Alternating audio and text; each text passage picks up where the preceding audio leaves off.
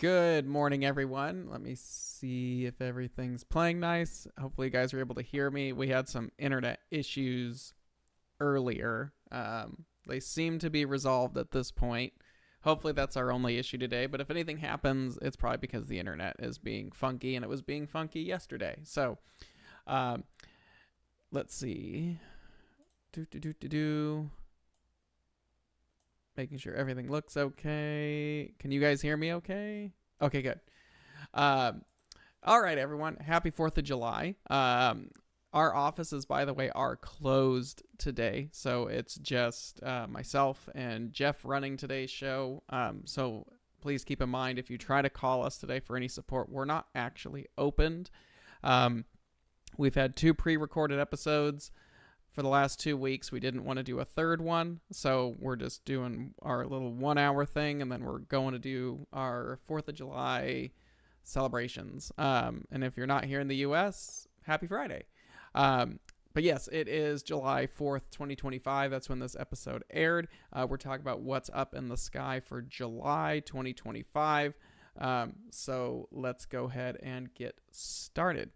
If you like what you see here on the What's Up Webcast, please go ahead and subscribe. Leave a like on a video. Let us know what we're doing.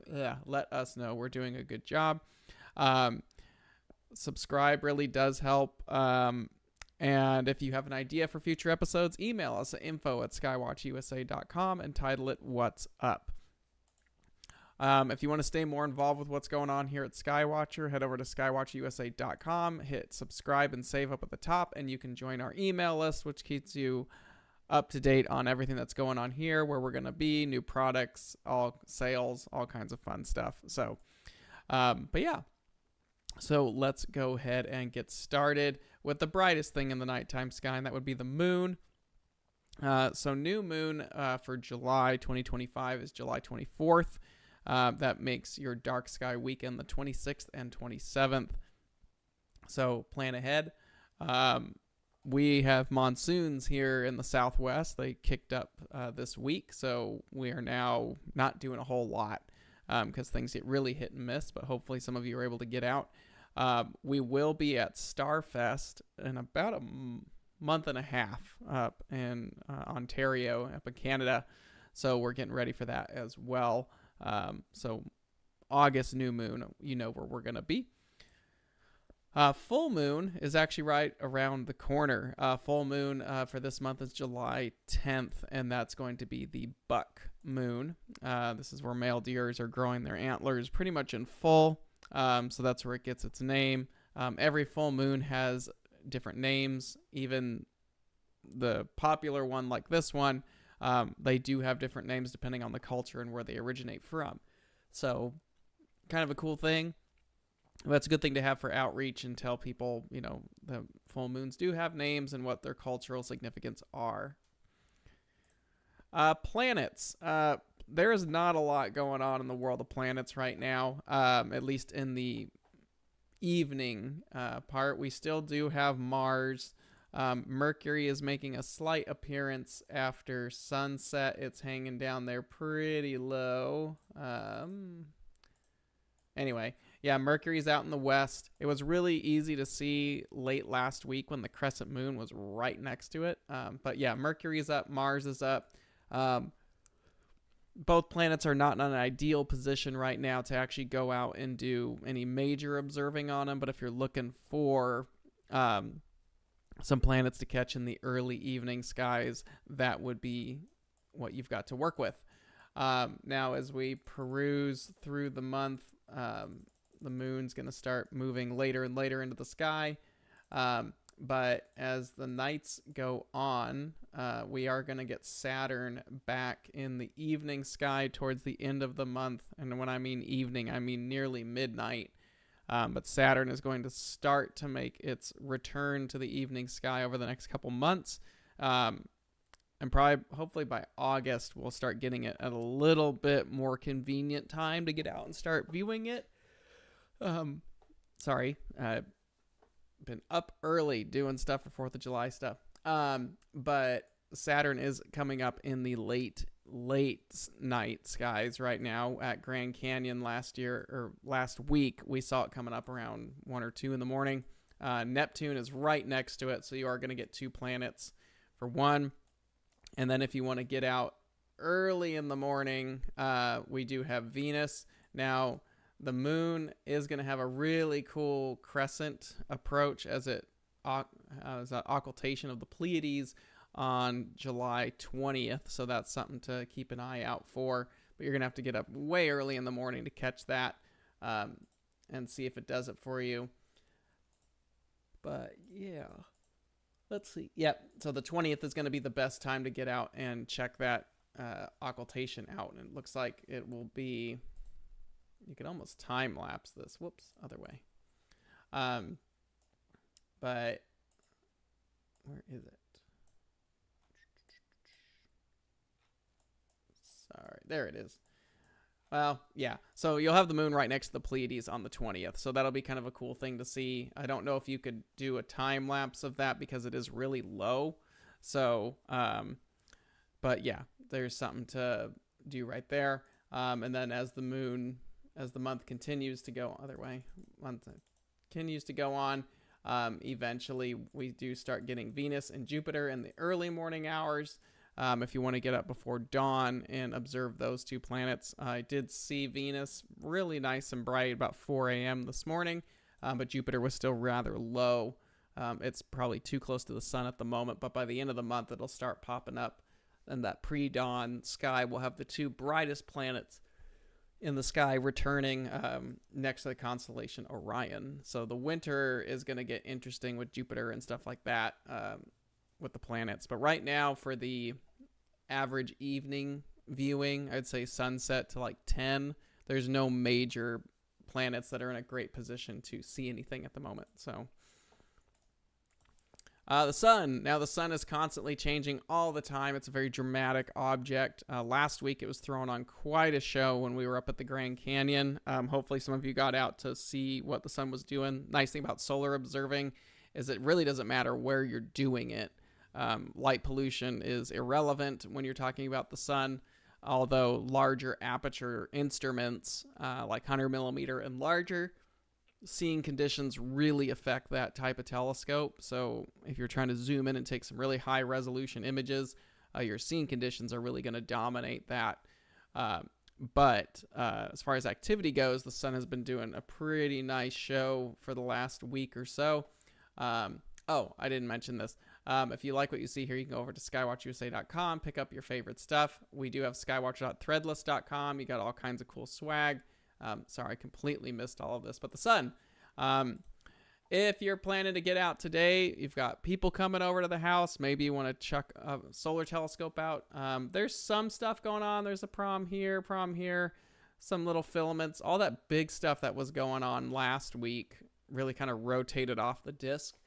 But there's still some stuff going on. You've got some active regions there, some little sunspots and some filaments. So, but you never know what the sun's going to do. It's always changing. It's a very active object. So it's a fun one to get out and observe and check it out. So,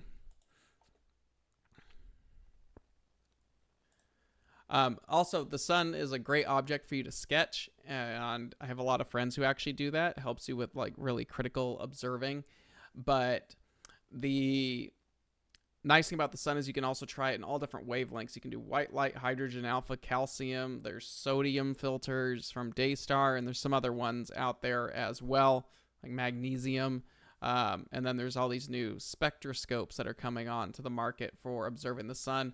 When you are observing the sun, please make sure you do that safely and that you're paying attention to the proper filters to utilize when observing the sun. Do not use some nighttime H-alpha filter and try to use that as a solar filter. They do not work. They're not safe. So please make sure you're using it, the correct solar filters that have gone through the testing required. Our Helios Star 76 has done that.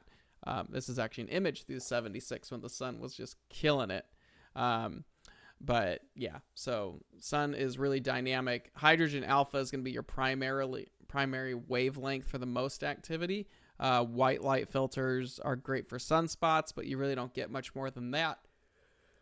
And then calcium filters are really interesting. We do have an episode that goes over all of the major filters for the sun. But calcium is very dynamic as well, but it's a lot harder to see, being that it's way over in the ultraviolet part of the spectrum. Let's see. I have an open case about my EQAL55i Pro that I recently purchased. Would it possibly like to take this offline? So if you have tech questions, I can try to answer it for you. It really depends on the issue. If it's something a little bit more labor intensive or we actually have to get the thing in, our offices are closed today for the holiday. But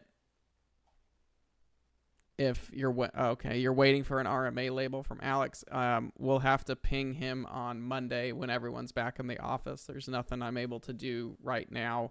But usually we're pretty quick to get those labels out. But yeah, if you're waiting to hear back, we have been rather busy. A lot of people try to get their stuff done, especially after like new moon week, like last week. A lot of people are coming back. Something happened, especially when they're going out on weekend events. Sometimes tech support gets a little inundated. So not trying to give you excuses, but this is usually the trend that works out. But I'm sure we'll be able to get that taken care of on Monday when we're all back into the office. Can you get back contrast in 4.5 nanometer versus 3 nanometer of lower the shutter speed and replace it with more data? So more contrast is going to come from a narrower filter. So a 3 nanometer filter is going to give you more contrast than 4.5 nanometer filters are. And one thing is you do tend to have to shoot a bit longer because your signal to noise ratio tends to go up when you're using narrower filters because of the amount of light that's being cut off. And you need to be able to shoot longer exposures. But when you stack all those images, you can do a lot in processing to bring contrast up. Now, can a 4.5 nanometer act like a 3? Maybe if you process very, very carefully. It'd be an interesting experiment to try, but we'd have to get a hold of we have a 3 nanometer. We'd have to get a hold of a 4.5 nanometer and try it and see if there's a way to process them similarly. But yeah, that would be a fun experiment, though. We'd have to try it. Meteor showers. So right now, how did I not have this? Sorry, it's been a weird week coming back from Grand Canyon and getting ready for this and being a holiday. So I had this filled out and it did not save it apparently. So meteor showers, bear with me just a second. There we go. So right now there are 2 meteor showers slated for July. They both peak the same time, 29th through the 30th. The first, you have the Southern Delta Aquariids, and then you have the Alphid Capricornids, and they both peak around the same time.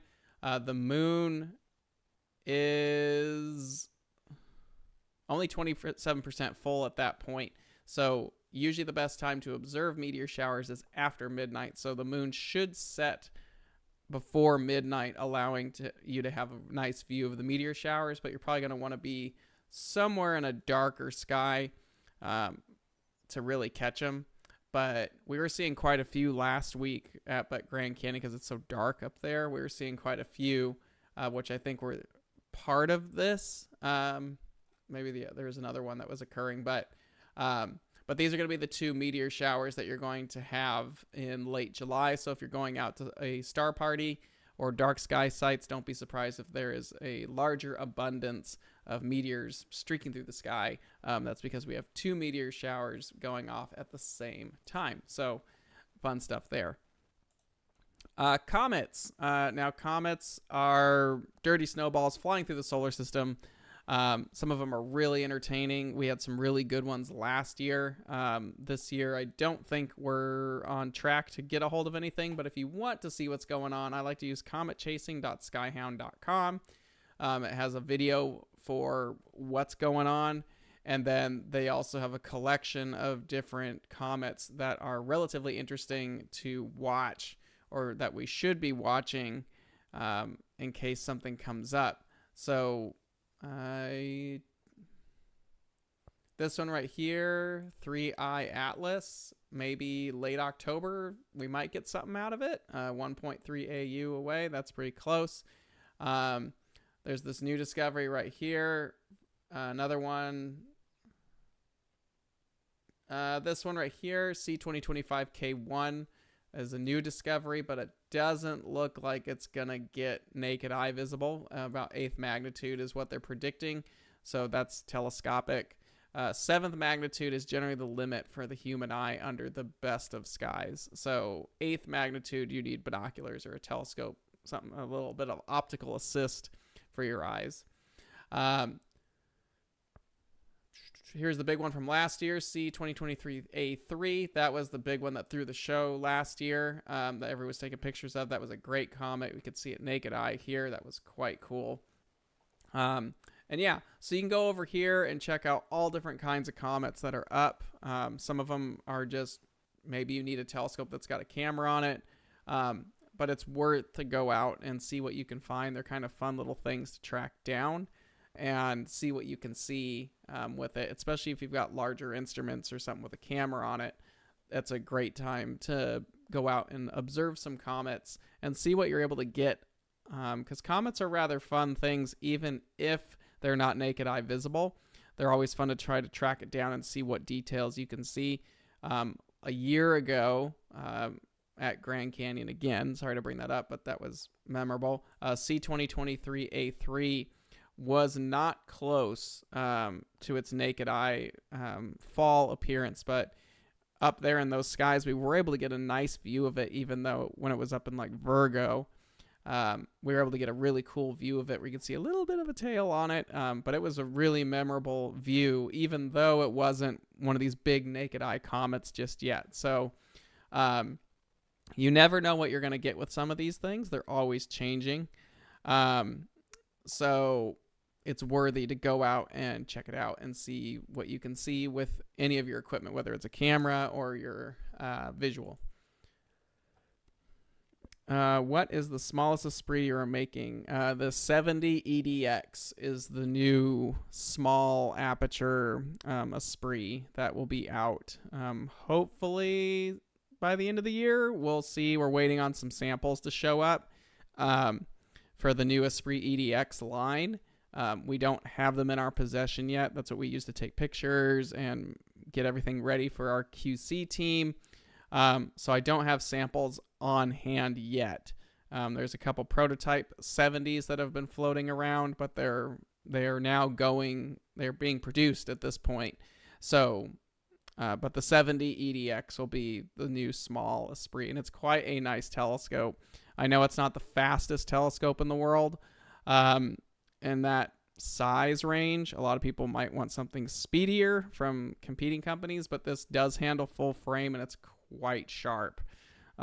It's a very nice telescope, and I'm excited to get a hold of a production version because it'll be a great little astrograph or grab and go scope if someone's looking for a really small, well illuminated apo triplet with good optics inside of it. We did not cut corners on the optics for this thing.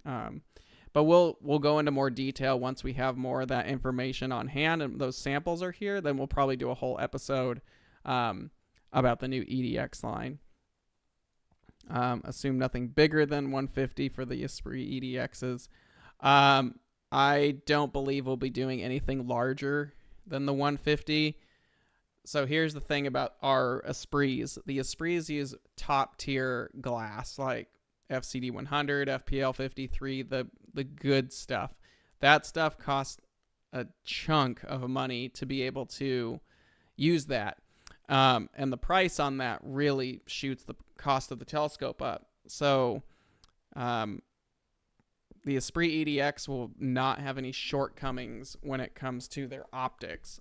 They will use the top tier glass as we've always done, but that leaves not much. That leaves very little room for us to produce a bigger one. We have designs for bigger ones, but we just don't know if the market will support the bigger ones, because you have a lot of companies that are basically undercutting and using cheaper materials, and a lot of people end up just going with that because the price point, even though the quality might not be 100% there, a lot of people have been going with the more affordable routes. So we have to kind of really do our homework and see if it's really worth putting the money into something like that, and if it would even sell. And when we mean sell, we don't mean like two. So I don't know, but I'm pretty sure there won't be any larger Esprit EDX, but I could be wrong. They're always coming out with something. Why is the flattener and reducer for the 72 ED so darn expensive? That's a good question. So here's the thing about flatteners and reducers and additional optical accessories. They have nothing to do with the telescope's price. Like, if we make a telescope and it costs this much, and then we make a reducer and it costs that much, just because a telescope costs $400 doesn't mean the reducer should automatically be $50. They don't work that way. A reducer is a matched optical element, and our focal reducers for like the Evo stars, those are 2 elements in there. So you have 4 optical surfaces. They're very specific to each telescope, so they are matched to the prescription of the objective lens. So this has come up a lot with the 72. The reducer is expensive. It's nearly as much as the telescope is. That's because the telescope is fairly affordable to produce them. But then we switch over to the reducer flattener, and that's just how much it ended up the cost came out to be. All the percentage markups and everything are all the same. It just, the material that was used for that particular one costs money. So I know that's not really probably the best answer, but you can't look at a telescope and just assume the matching imaging accessories are going to be cheap. It really, they don't correlate to each other. So it's just one of those things. I mean, you could get a generic flattener that would probably work. There's probably a generic reducer out there, but if you want the matched one that is matched to the prescription of our optics, that's the one to go with. And that's just kind of the way the price came out. But yeah, it's expensive. So, what's a good filter to use with an HAC 125DX ASI Air 533 MC Pro? I'd probably, well, hold on. Are we talking dual band, or are we talking just general light pollution filter? So as some people have noted, there's not a lot of dual band filters out there. Let me see. Dual band in 1 1/4" formats. Now, one thing, let's say this is a dual band filter or multi-band filter. You want to make sure, because this is an f2 telescope, that it either has a wider band pass, probably closer to like 5 or 7 nanometers, or it's a high-speed filter where it's shifted a bit to handle the speed of that. One thing, where is it? I know Agena Astro has a bunch of these listed, so I'm looking on their website.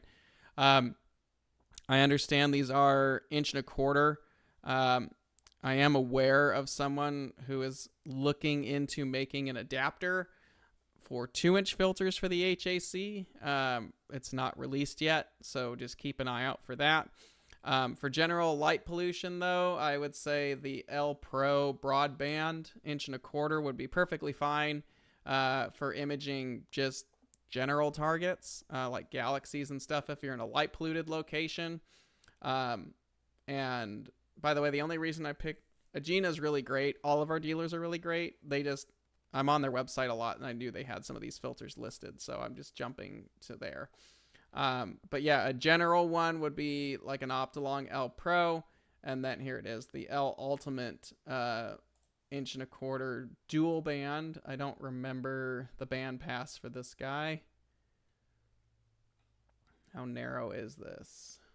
Oh, these are 3 nanometers. Unless they have a high-speed version of this, you don't want to use this because it will clip and cause problems at f2. I don't know if they make a high-speed version of that. I think the L Extreme is a little bit better to work with. Yeah, 7. Yeah, so the 7 nanometer of the L Extreme would be good for the high speed because the band passes are wide enough to where it won't cause clipping on that fast F2 system. So an L Extreme 1.25" would work.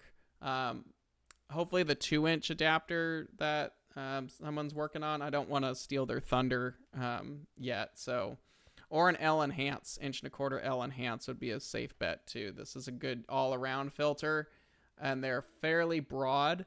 But I've used this on the Origin. It works really good, which is also f2. But this one should be okay as well. So yeah, those are some filters I would recommend right off the bat for an HAC, being that it is f2. So, let's see. Is it standard for the home position on a Skywatcher mounts to be 89 degrees latitude instead of... I'm not exactly sure which mount you're talking about. Are we talking about like a wave mount, something that has a homing encoders? I'm not sure. Let's see. Moving on into deep sky. Now, we're in summer, and there's thousands of deep sky targets up right now, and plenty of things to go with. So I only did a sprinkling of them, but you know, here's what we go. NGC 6543, the Cat's Eye Nebula. This is a cool nebula down in Draco, 3,300 light years away. It is a planetary. High power really can help break some of the details apart, and O3 is very helpful for visual here.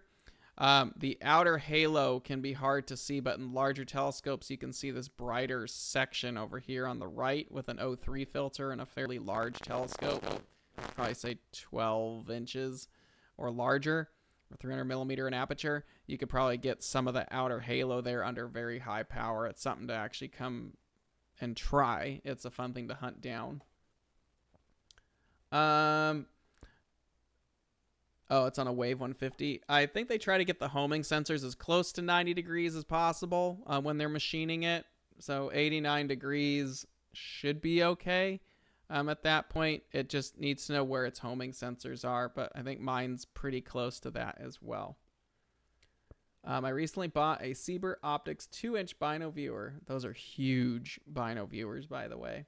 And a pair of Sky Rover 30 UFF eyepieces for my Skywatcher Stargate 450, and I was wondering what coma corrector you would recommend. The only coma corrector that I really like using is the Paracore 2, or better yet, is a SIPS. But a SIPS is if you're not familiar with a SIPS, they're quite popular with the fast Dobbs out there. I have one on my 28.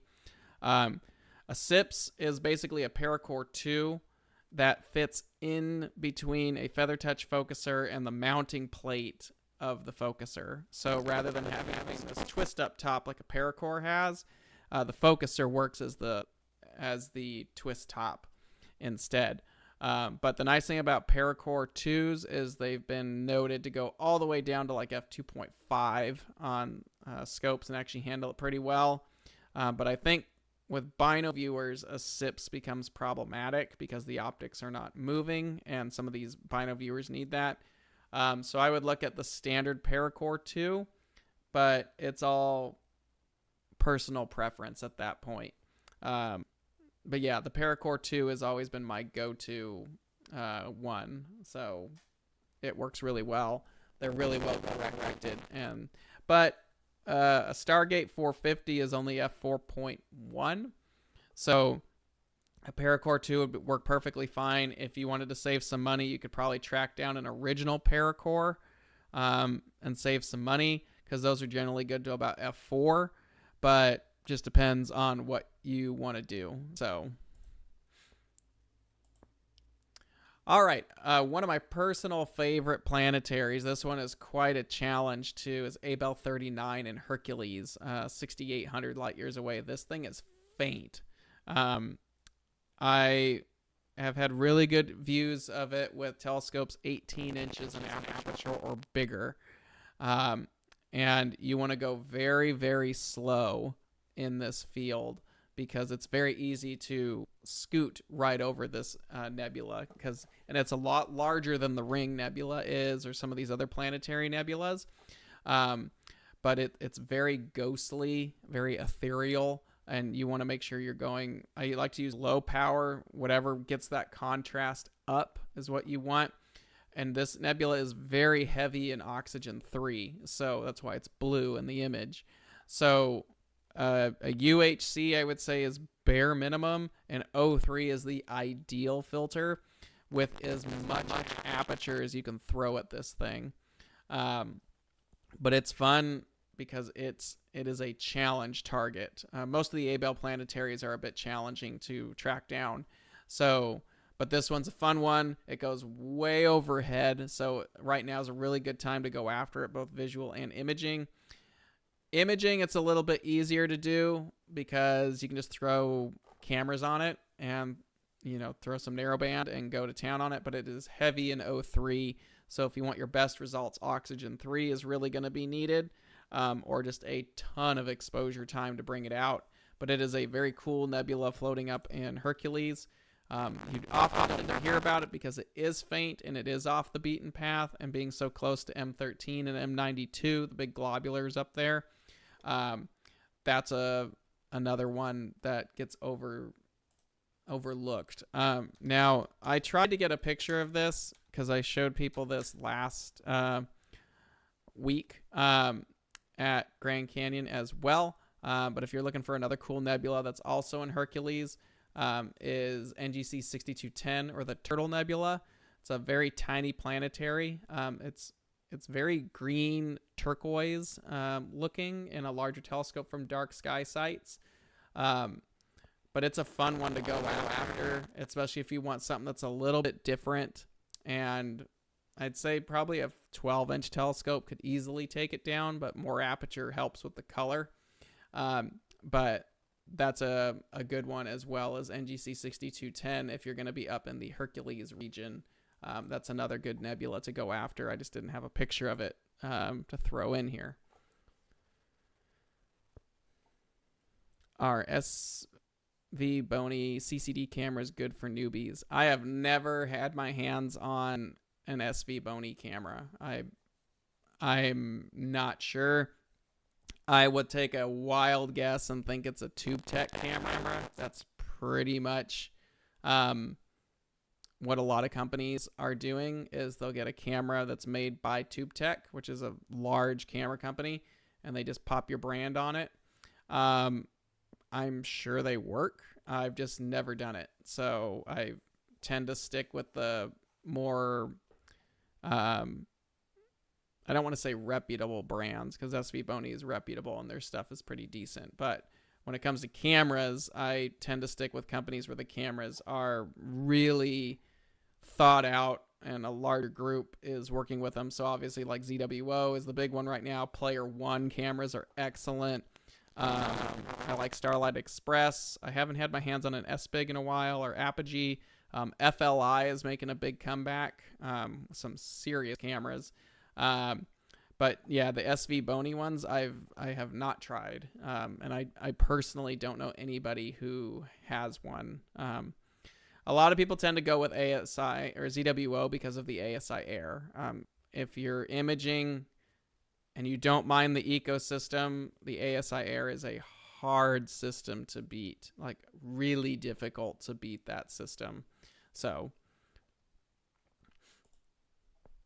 oh, okay. My mic is cracking. It's probably because I'm adjusting this. Hold on. There we go. might have been a little bit too high in levels. All right, another big popular one right now, the Ring Nebula M57. This is in Lyra, about 2,500 light years away. You can get this in almost any sky. I remember tracking this down for the first time when I was a teenager with a little 6-inch Newtonian from my front yard. It was probably one of the first deep sky objects that I was really able to hunt down and catch. And it was exciting to kind of discover it for yourself. But the Ring Nebula is a great target to go after. You can usually get it in about a 4-inch telescope, although a 6-inch really helps take it down. And then if you're running something like a C8 or larger, it really becomes pretty easy.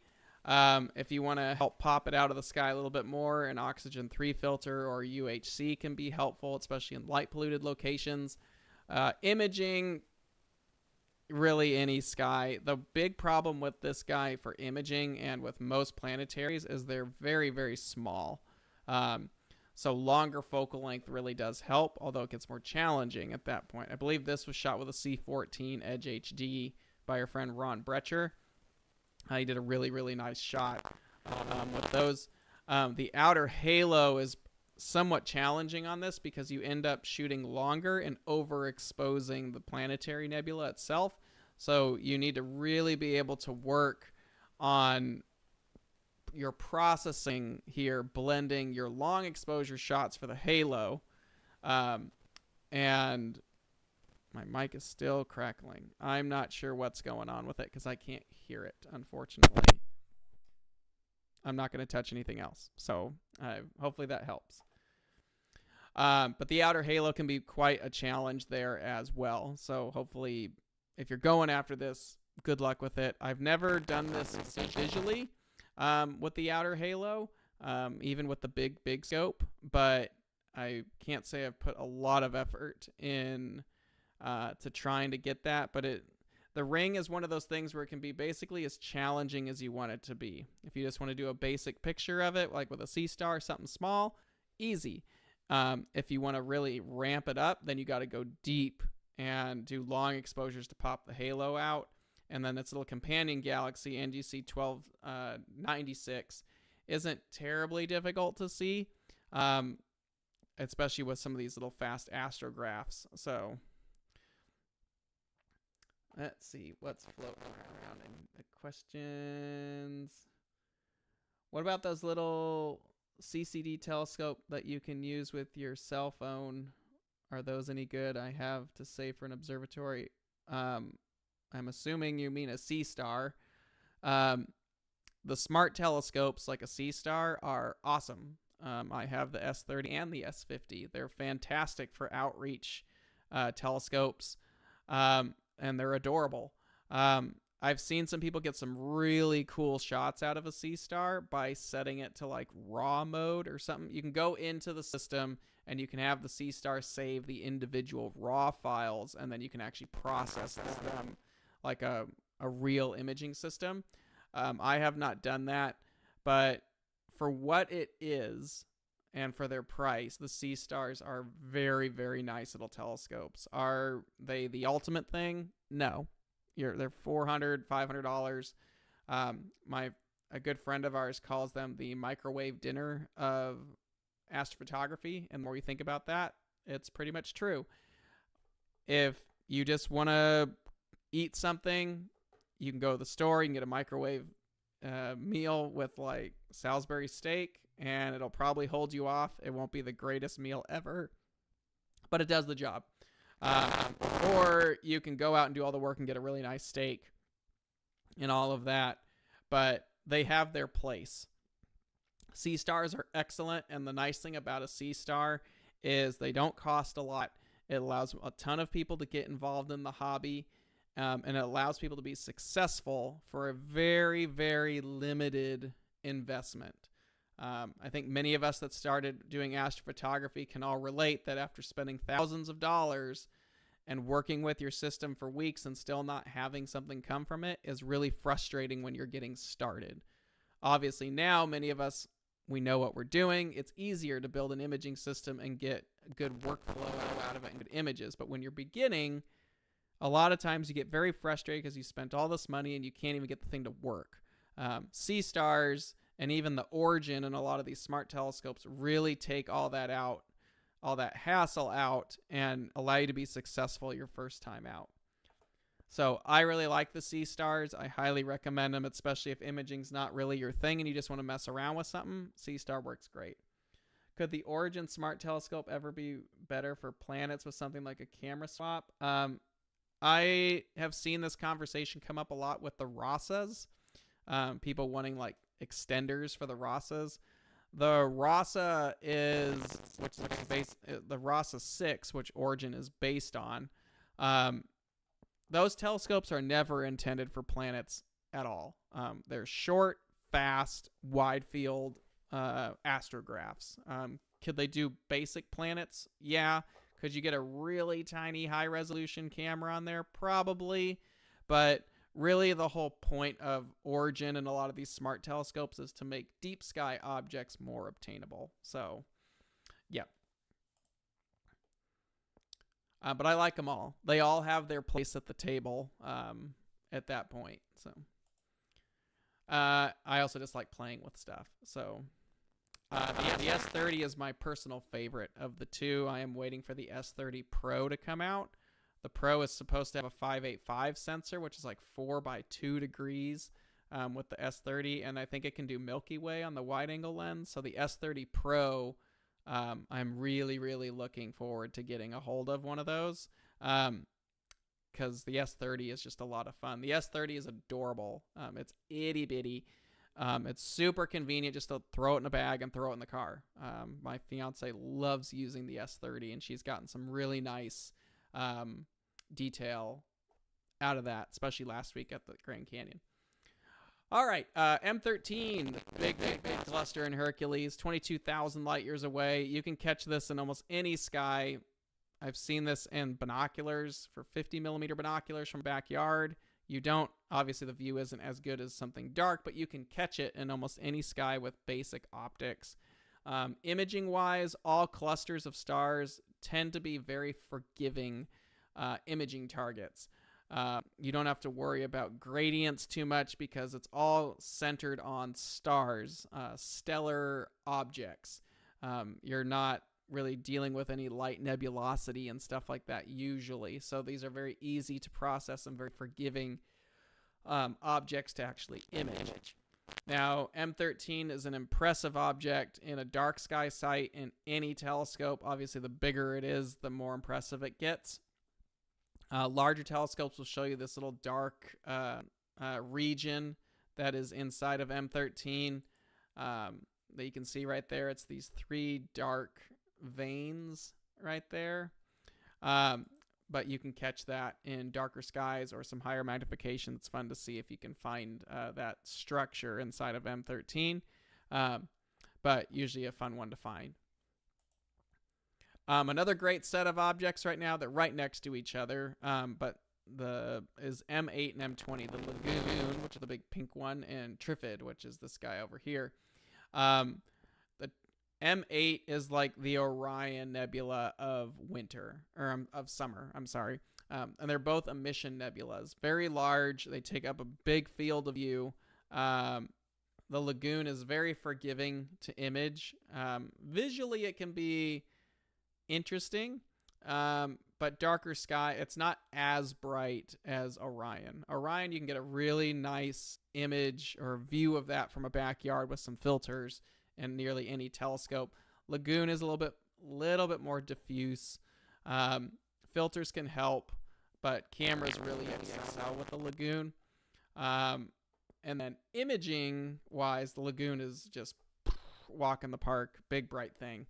Now, the Trifid next door, M20, is a rather complex nebula because it's 3 nebulas in one. The pink portion is an emission nebula, which is going to be the portion of the nebula that's most receptive to filters like O3 and UHC.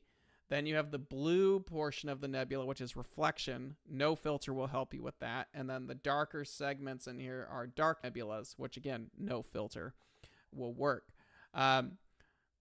Larger telescopes from darker skies don't really need filters. I'd probably say like 12-inch and up. The Trifid looks pretty good in darker skies. In the largest of telescopes, like last week we were looking at this with the 28-inch Dobsonian, you could see the blue nebulosity. It wasn't blue, but you could see there was additional nebulosity in the region. It's also a very good nebula to hit with night vision and hydrogen alpha filters. It's pretty neat as well. And then for imaging, it's very heavy and narrow band with this. You can do Hubble palettes with it with HA03S2. You can do bicolor with these. This is just one-shot color right here. But there's some really cool stuff that can come out with these nebulas. This is a mosaic, 2 individual shots stitched together so you can see the whole star field. And this is a very dense star field because we're basically in the core of the Milky Way. M17, the Swan Nebula, this is in Sagittarius, 5,000 light years away. This is a fun one because it actually looks like what it's called. It does look like a swan cruising across the water. UHC or O3 can be helpful. It's very receptive. As you can see, it's mostly hydrogen in this region. It's very receptive to night vision with H alpha. It's a great one to go after for that. So highly recommend it. Imaging wise, you can hit this thing with everything you've got, from one-shot color to narrowband, whatever you want to do. The Swan is very receptive to all that because it's a heavy emission target. So, but it is in Sagittarius, so if you are more northern based, it can be very difficult to catch this one because of its altitude. But here in the southwest at 33 degrees latitude, we get a pretty good amount of time on it. And of course, the further south that you go, the better. So, and of course, lastly, it's Milky Way season. So here's a shot from last week. I think this is like a single 45-second frame at 85 millimeter f2. And I'm sure it would look better if I had shot more and stacked them, but I was doing RAW Ophiuchus and stuff like that up there. But this was on a Star Adventure with a Canon EOS R, unmodified, an RF85 f1.2L stopped down to f2 for 45 seconds. But it's Milky Way season. Whether you're doing like zoomed in stuff like this, where it's basically super wide angle, or you're doing full nightscapes where you have the Milky Way over a landscape, now is the time to get out and start doing Milky Way shots, and it's the perfect season for it. So go out and check it out. It's pretty neat, and it's great to just get out under dark skies. Sometimes it's best to just put the equipment away, sit back in a chair, and just sit and look at the dark skies and really take in the Milky Way. So that's pretty cool too. It's hard to mess with that. All right, so Totem. Everyone should be getting their Totem patches for the last several months. We will start getting the June ones put together and probably get that handled in the next week or so. But June was ARP 286, these little galaxy chain right in here. So hopefully you guys did some good stuff on that. I'll start putting all those together next week once we're back in the office officially. And then for July, it's actually the Cat's Eye, NGC 6543. Try to get that outer halo, see what you can do. But again, remember, it's a tiny nebula. It's a planetary nebula, so itty-bitty little thing. So add some focal length to it, or use some really high-resolution cameras to really pull as much out. But do try to see if you can get that outer halo. That's kind of what makes it challenging, and I think you might find it might be a little easier than you think, especially when you're using specialized dual band or narrow band filters to really kind of dial that all in. So, all right, guys. Well, that's pretty much it for July night skies. If you have any questions, now is the last time to throw them in before next week. But that's it for what's up in the sky. Obviously, there is tons of things that we could have gone over. Some other fun objects are the Blinking Planetary Nebula. We did that one last week. That one was really neat. The Veil Nebula, North American Nebula, Crescent Nebula, Cocoon Nebula, all the dark nebulas up in the Sagittarius region. There's a lot of open clusters. M22, big globular cluster in Sagittarius, which is often overlooked. M11, the wild duck cluster, is really neat. All kinds of stuff. So bust out a map, bust out your phone, look at whatever you've got, and see what you can find out there. But there's thousands of targets for you to view or image this time of year with the Milky Way. So it's a really good time to get out and do some viewing. If you like what you see here, please go ahead and subscribe, leave a like on a video. If you have an idea, email us at info@skywatchusa.com, title it What's Up. Next week, we're talking Grand Canyon Star Party recap. I'll be telling you all the stuff that we saw, any interesting setups that we saw. There was a couple up there that were pretty neat, and we'll go over that and all that cool stuff. Have you ever seen Campbell's Hydrogen Star in the 28? We were going to try to do it last week at Grand Canyon when we had the dark skies and the big scope out, and just never got around to it. But it was on the list. We were even talking about it, and for whatever reason, we didn't get the scope on it. So not yet. I have not seen Campbell's Hydrogen Star yet, but I need to get in there. All right, guys, that's it for July night skies. Once again, we'll see you guys next week. Next week we'll be live. We'll be back to our normal schedule. Again, we are closed today, so if you are calling or emailing, no one is there to pick it up. But we will be back on Monday, back to our regularly scheduled work week. And yeah, for those of you in Canada, we'll see you in August for Starfest. We'll be talking about that. Other than that, please have a safe 4th of July. Keep all your fingers if you could. You need them to focus and put cables on and junk. So be safe out there. Have a great weekend, and we will see you guys on next Friday. And then again, if you need any assistance, give us a call on Monday or email us. We'll all be back in the office on Monday. So thanks again. Take care, everyone. Clear skies, and we'll see you next week. Bye.